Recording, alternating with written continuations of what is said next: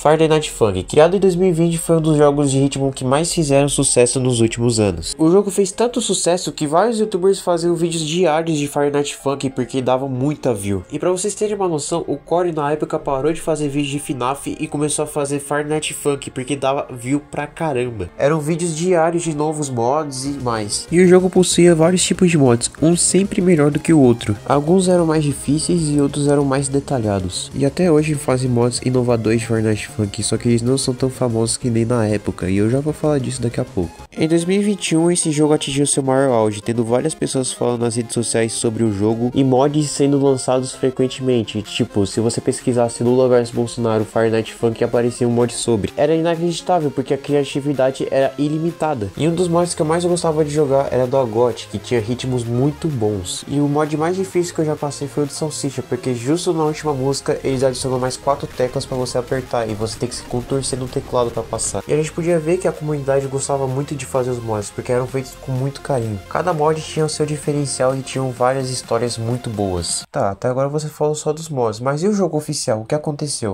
Calma aí, paizão. Bem, eu vou explicar agora.